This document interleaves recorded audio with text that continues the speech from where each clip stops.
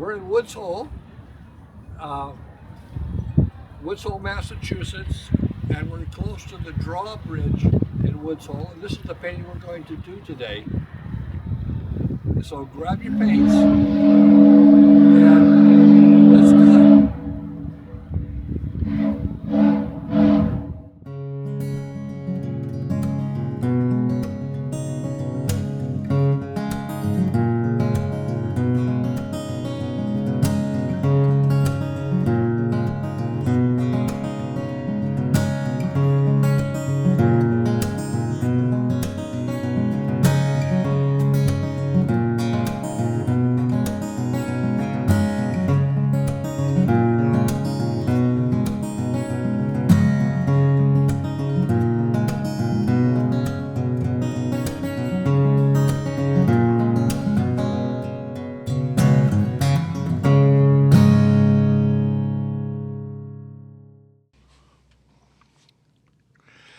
Every time I go out and paint, I try something different each time.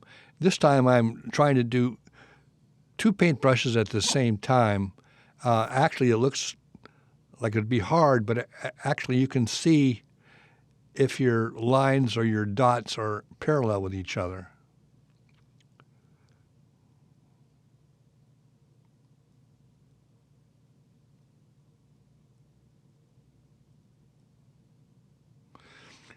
This is a scene that's in Woods Hole. It's the drawbridge right next to the community hall.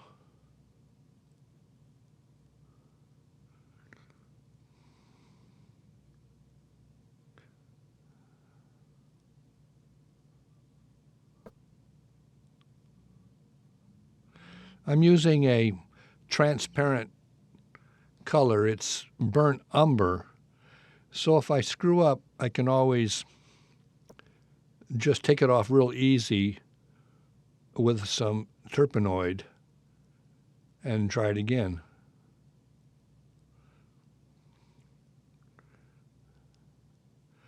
I'm trying to speed up my process, so I'm just reacting to what I see.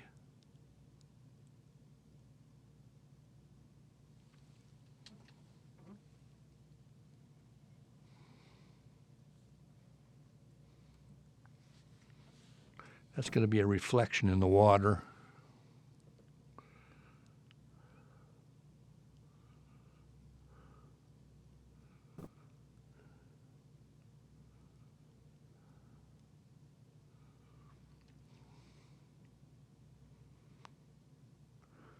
So once I have the basic components of the painting,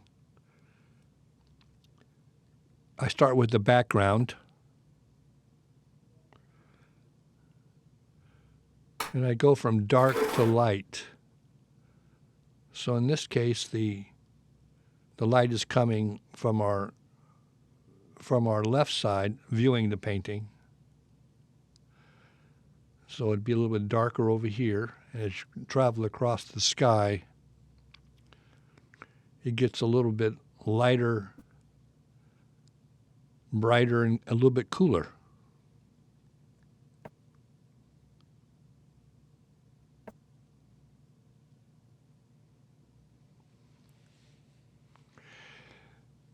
What I do to start a painting, I go to the site and I look at it and I try to figure out the basic colors I'm going to use. So I pre-mix as much as I can at the very beginning. And then if I have to adjust them as I'm going along, I do. You can see all the colors that I've mixed on my palette here.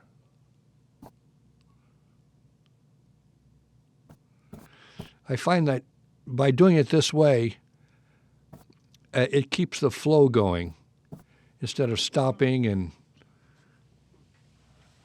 analyzing each color.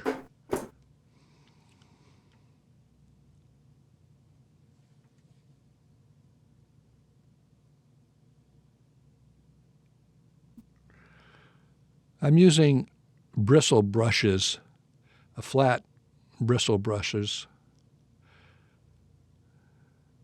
so I get lots of paint on there. because I find that if I got lots of paint,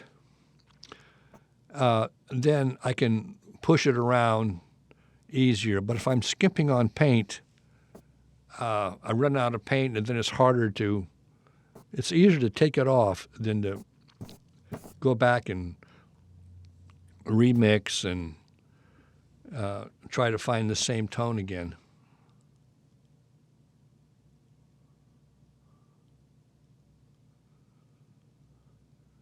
So when I'm looking at an object, first thing I'm asking myself is, where is the horizon line, so I can get the perspective correct. And then I figure out which way is the light coming from, and how is it hitting the objects.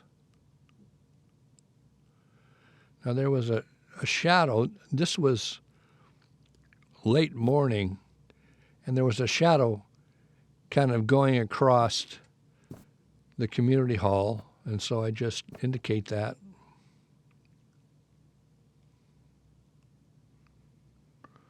I work in flat shapes at first.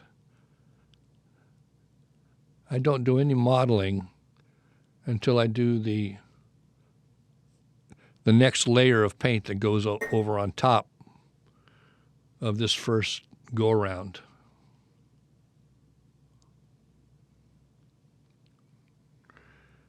There's a old firehouse right next to the community hall, and that little cupola, I think what that was used for is when they brought the hoses back in, they would string them up inside this and let them dry out. So here's the drawbridge, and there's a little control shed right next to it.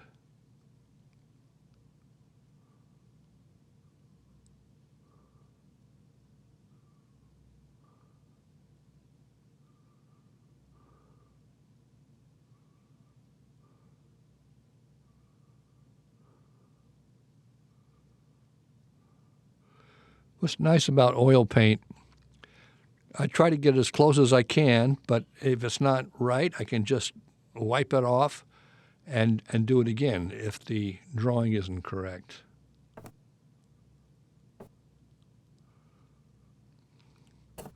I'm finding that colors right out of the tube are too bright. And if you look at your scene, there's lots of desaturation of color. So there's a lot of grays.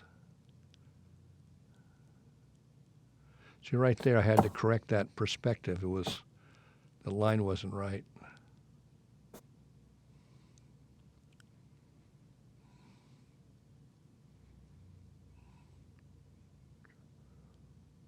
On YouTube, there's a section that shows you examples of Monet's work, and it has the color palette, or the colors he used, down below.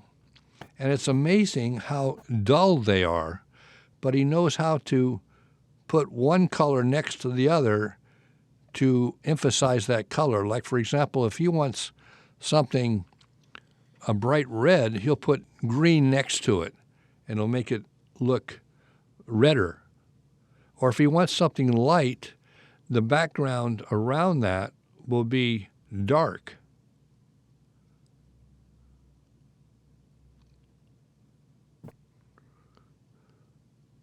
So this is a sailboat. Well, actually, I've just added the sailboat. There wasn't one there when I was looking at this scene. And actually, they probably wouldn't have their sail up like that. They would probably wait till they got outside Eel Harbor and then put the sail up in case a little bit of wind comes up.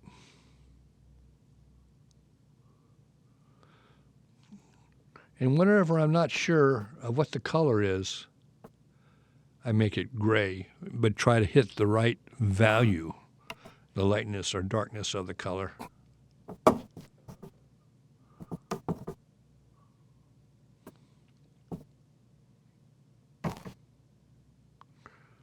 On in the last episode, I used a lot of painting with just a rag. So this time, I'm using just brushes.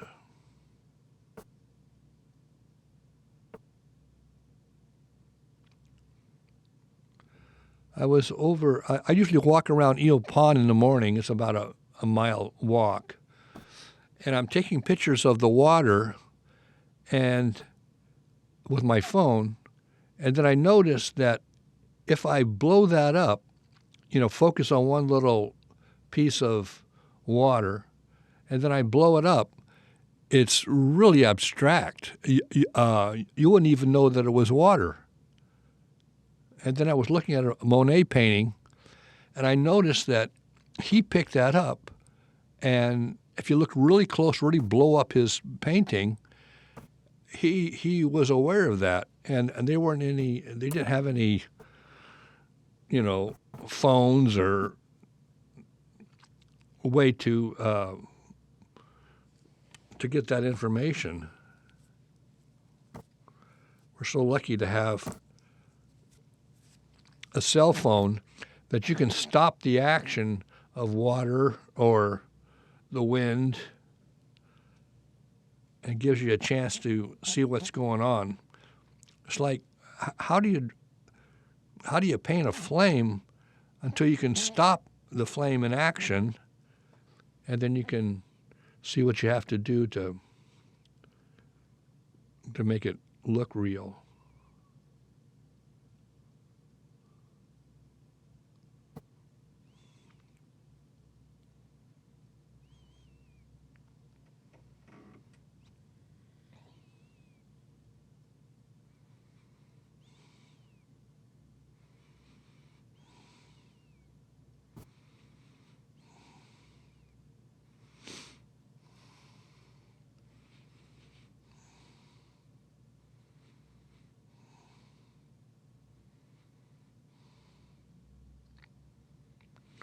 Now, this is a little cafe right across from the community hall.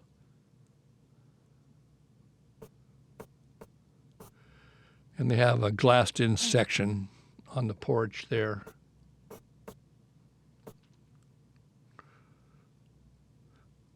When I'm painting these different things, I get the basic shape, and I kind of leave the details out. And the main thing I'm trying to hit is how the light is affecting the sides and top and bottom of an object.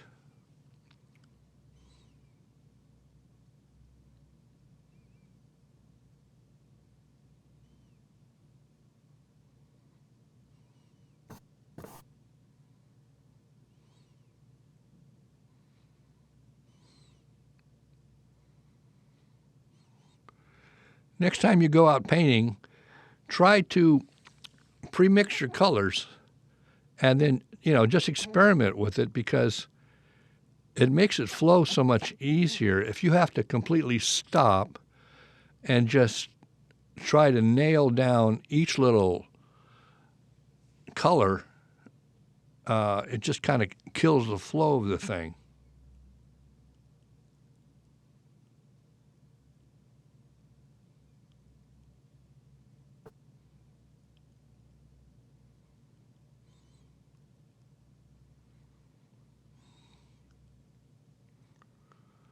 Also, if I think a certain effect will enhance the painting, I throw it in there whether I see it or not. Like, for example, the reflection of the community hall and also the reflection of the sailboat.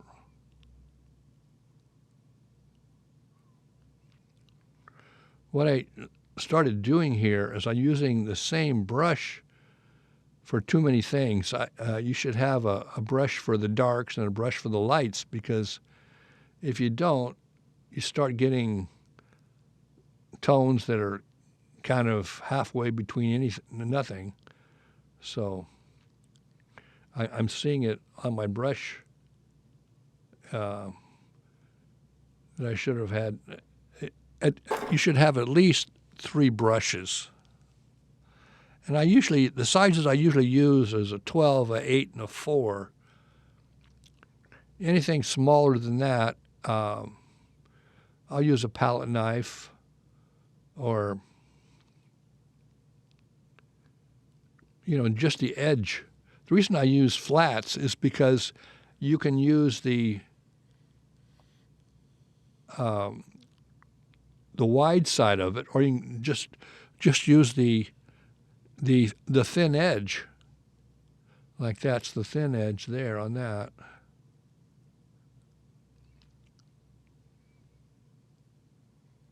What I should have done is double loaded my brush. In other words, put some white on each edge so I can just flip it over instead of doing one and then getting more paint, getting another one, getting more paint, so I can have two lines.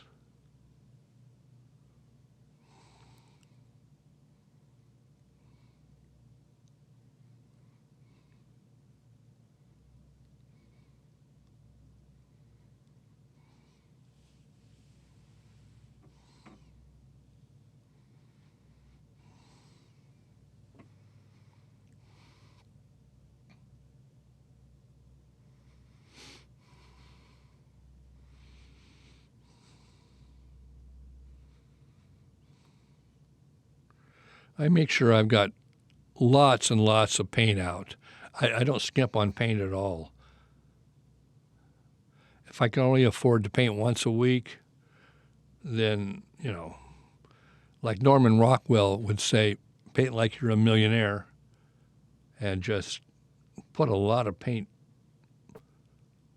down so you can push it around and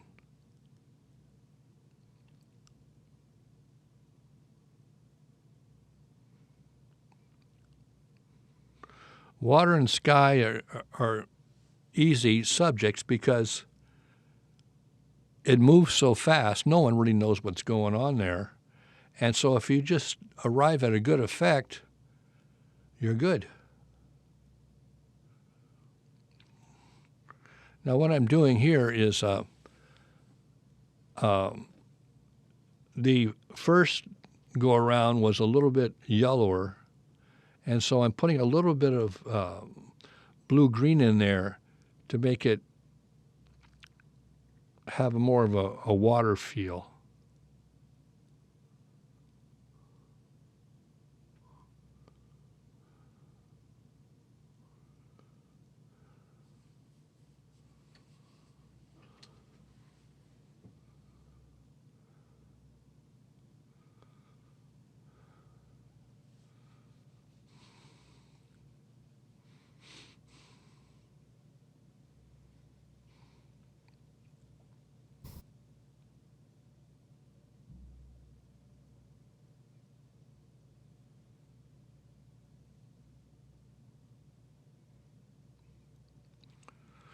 I can see why Monet, he would do one subject, a bunch of times, like the haystacks and different paintings that he did, because the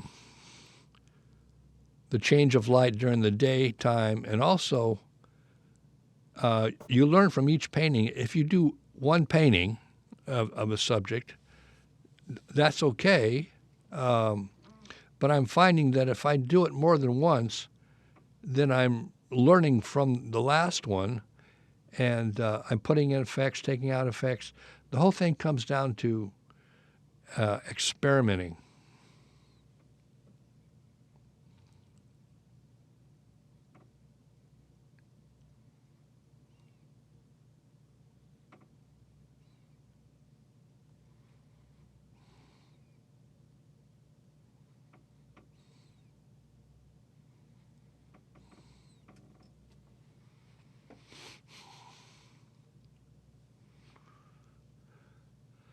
I like the way this painting is coming out.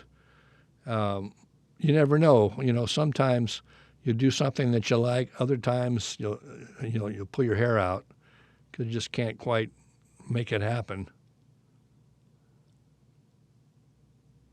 It's like going fishing. Sometimes you hit it, sometimes you don't. Everybody goes through that.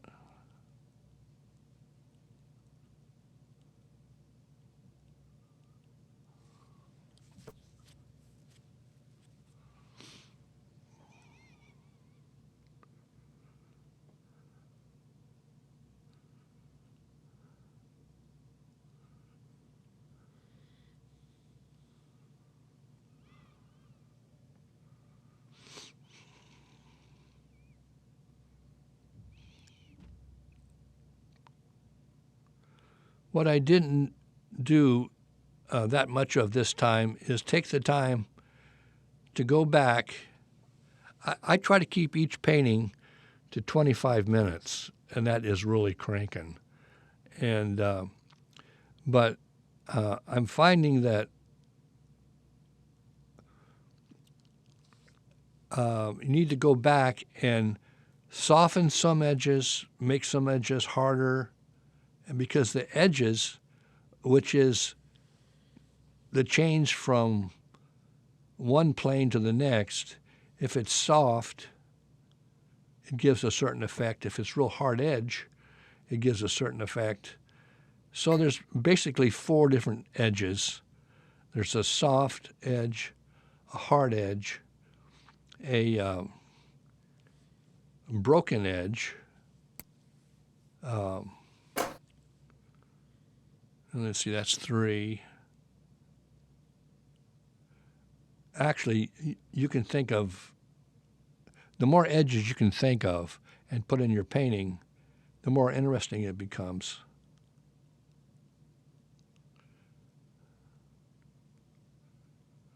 The other thing I noticed about Monet's paintings is he doesn't use 1,000 different colors. He'll have a warm color, a cool color, light and dark, and dull and bright, and push that. If you have too many colors, it just kind of takes the steam out of the painting and just I don't know, too many colors makes it look like a cartoon.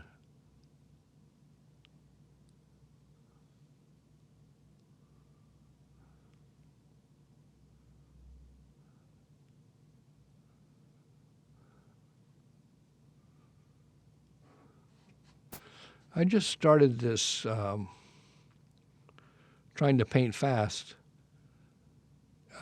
with these series of paintings, and I'll tell you, it really helps to be able to just fly through the painting, because then you're reacting, you're not over-analyzing something. Just stick it on there and let it happen.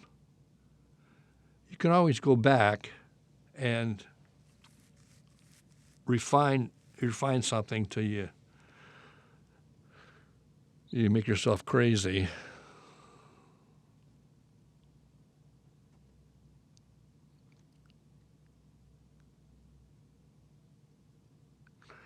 We're going to be going through the Cape from P-Town to Woods Hole. This is in Woods Hole, and doing different iconic scenes.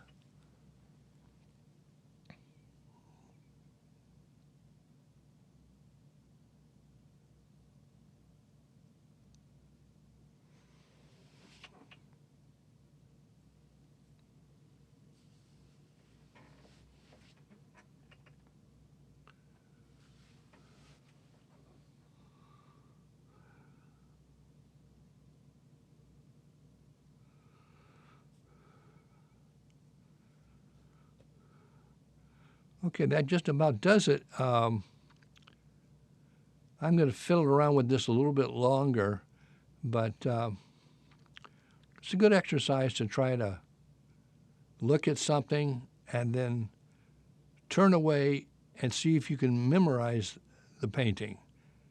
It's kind of like learning a tune on your guitar or something. Just you learn so much more when you're not staring at the thing and just making a direct copy, because you have to figure out what makes it work.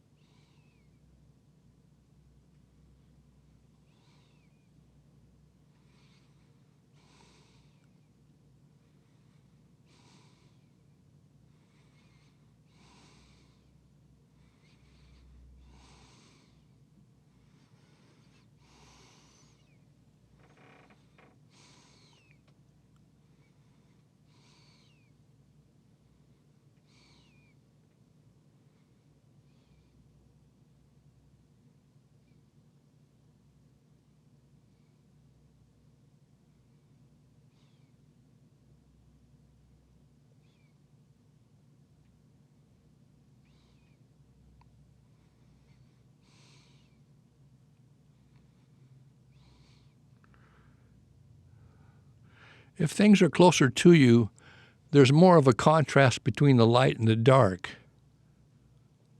As things get further away, the distance between the two tones are closer together. That's called aerial perspective.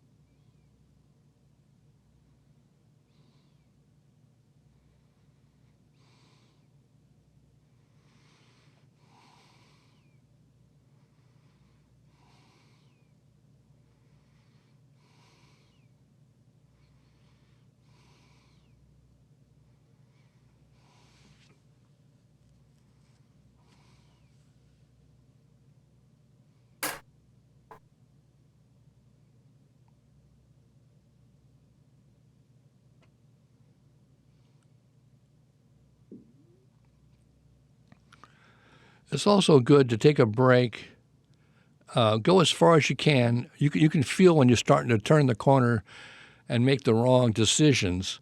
But before that happens, stop and come back to it the next day with fresh eyes.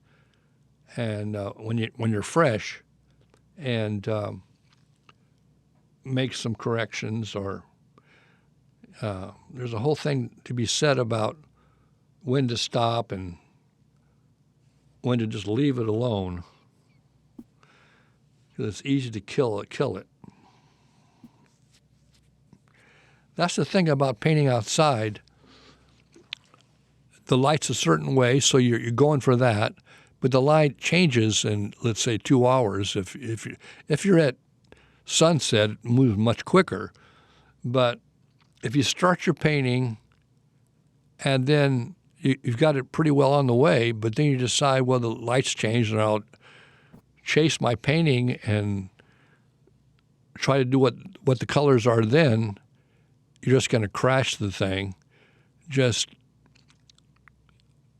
once you start it and you figure out how strong the light is, just go there and stay there. All right, there we go.